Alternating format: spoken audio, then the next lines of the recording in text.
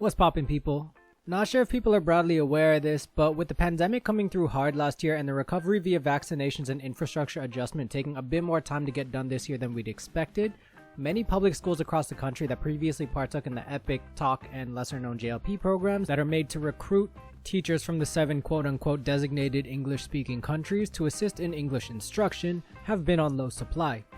That is to say, since the start of the pandemic, native English teachers have been leaving and not returning.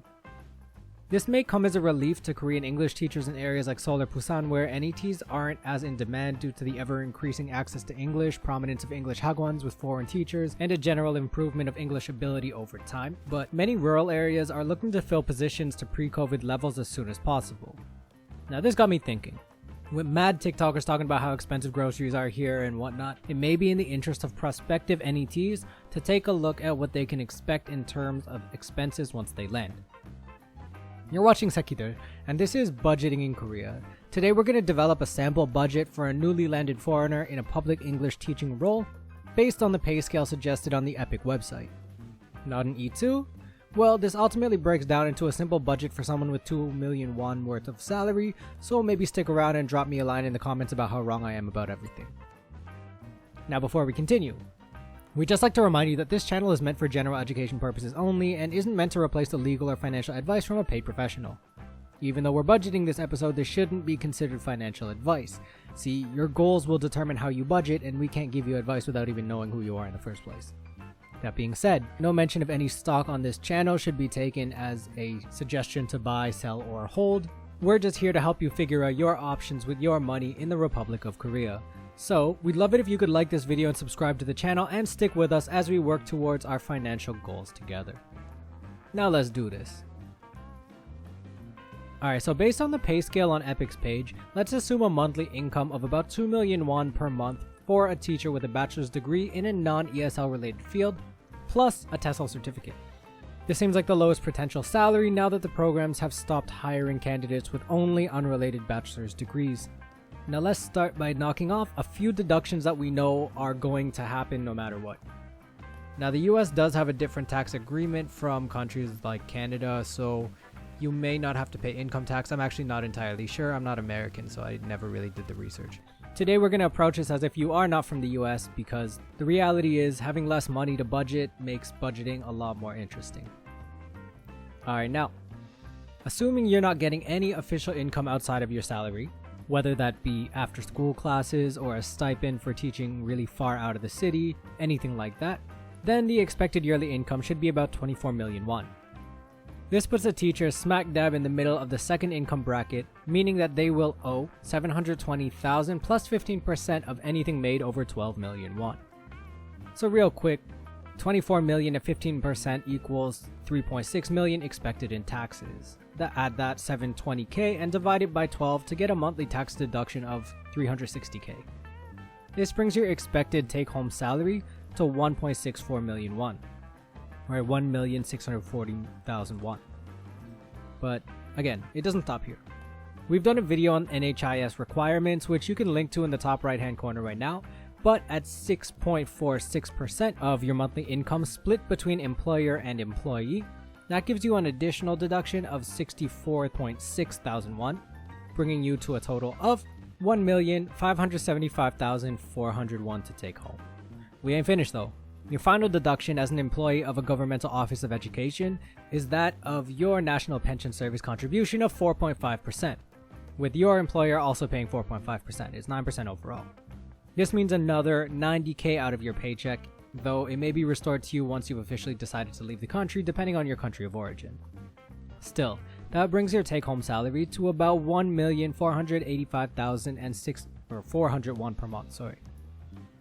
Of course, we may be missing some other deductions or some other contributions like lunch money that you may opt into, so any new teacher should definitely do their own calculations, but for the sake of what we're doing right now, let's assume an income of 1,485,000 won per month. This is objectively not bad when considering that most EPIK programs will provide you with a modest but free housing, and this is often coupled with free internet and cable, though it depends on where they put you up. If you don't get it for free, then obviously add that to your budget every month. Now, let's not rush to anything. Let's just get to the budget real quick. If you're watching right now and you've been living here for a while and you disagree with the way that I'm breaking this down, feel free to leave some comments in the comment section, but I'm just gonna do what I'm gonna do. Anyways, I'm gonna break down 2 different budget types based on 2 different archetypes of people, one being a spendthrift, one being pretty frugal. The reality is most people will be somewhere in the middle, but let's start with Kawaii, aka Fun Guy, aka our spendthrift. Now, Fun Guy is here for a year or 2, fresh out of college and just trying to get out of his parents' basement and experience a new culture. Fun Guy is a maximalist who we can expect to do a lot of partying, eating at restaurants, and traveling on weekends. He doesn't care to reduce things like the first expense we're going to talk about, that being phone payments. Now, Fun Guy wants to vlog and he wants unlimited data with no cap. Let's use KT's payment scale for unlimited data, which starts at 49k per month, goes up to 69 and tops off at 89k per month. The cheaper it gets, the slower the internet after a certain point, but Fun Guy's a little petit bourgeois and wants to go for a full 89k per month with no limits on speed, standard call time, or bandwidth. This brings his cash down to 1,396,000. Now at this point, even though his house doesn't have internet, he doesn't really need it because he has unlimited data, so he could just hotspot his laptop with it and he's breezy. Next up we got food. Fun Guy can't cook, so he gets takeout every single night.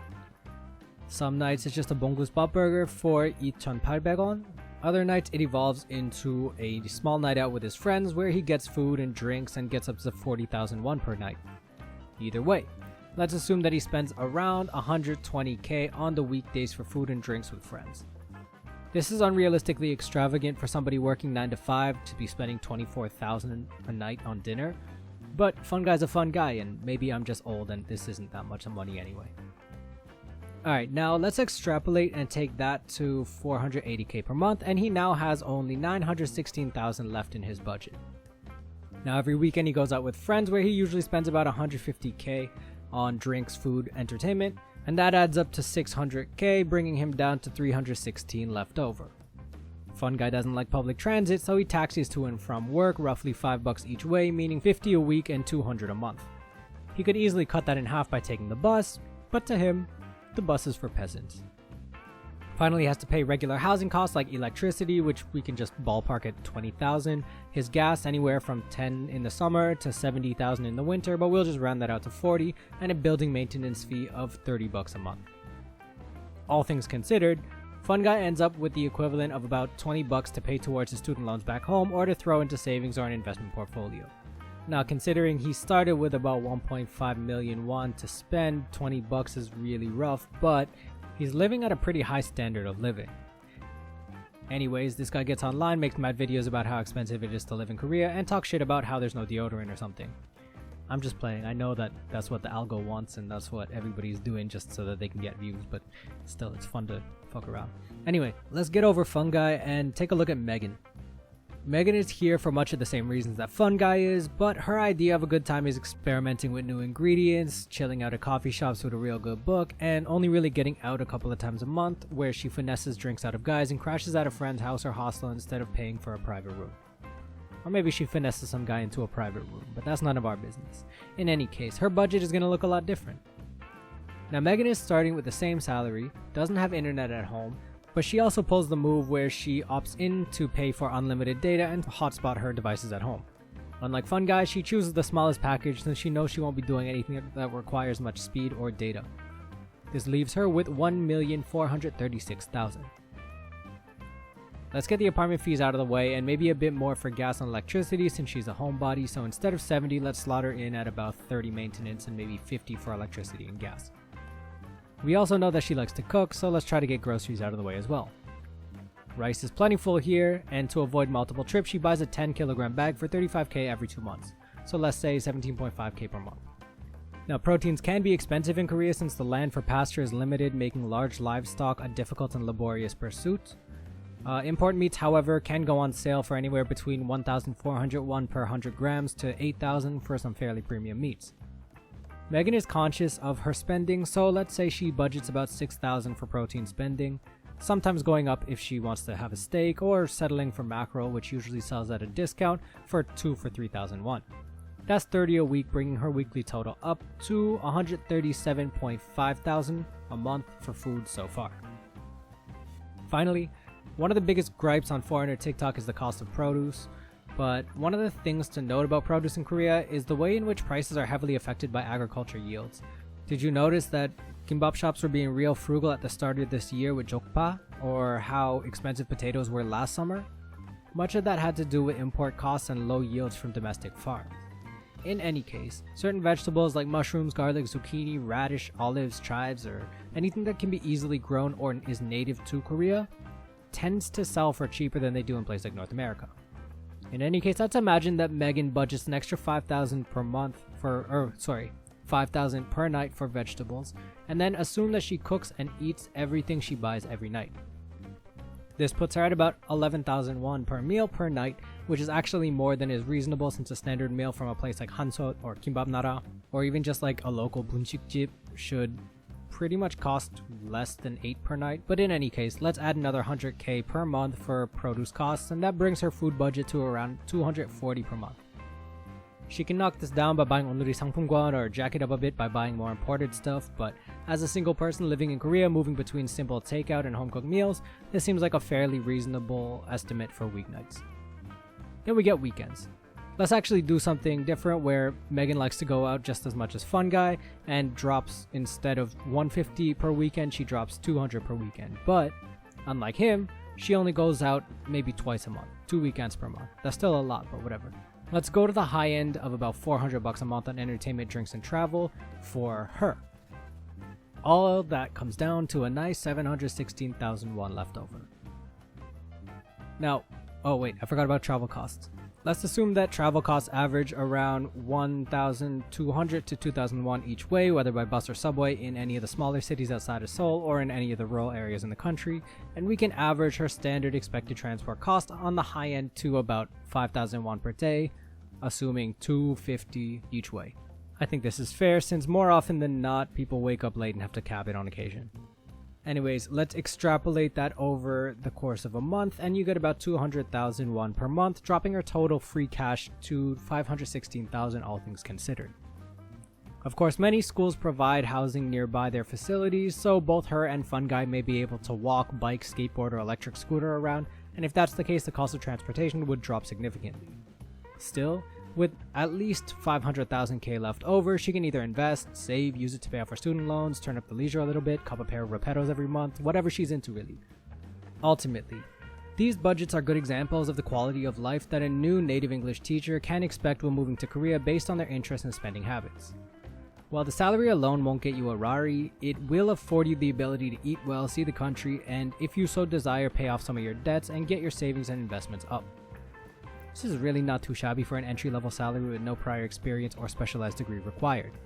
Realistically, it is very possible, and I would say common, for nets to spend less than 1 million won or roughly $1,000 per month, given the lack of rent payments, which we really can't overlook. On top of being able to afford a lot of this, your renewals will eventually get you to a place where you can upgrade your quality of life if you so desire, but starting out and just trying to get your sea legs, 2 million won with no rent and all the deductions is still enough money for you to get by and get the things that you want in your life. In my first year here, I met a dude who was spending 15 bucks a week, like 15,000 per week, on food, transportation. He would walk everywhere, and real talk, it worked for him because he was really into travel, and by the end of his contract, this guy had enough money to sustain a year and a half traveling around Asia. If that's what you want to do, you can do that too. All that's key is budgeting. That's it for me. I don't know if our regular viewers even have made it through the end of this video, but if so, please comment down low and tell me how wrong I am, because to be honest, I don't really live the way that newcomers live, so I don't really know personally. My lifestyle has been a lot more tame than it used to be, so if you have better insight on what it's like to be here in your first year, let me know. Take it easy.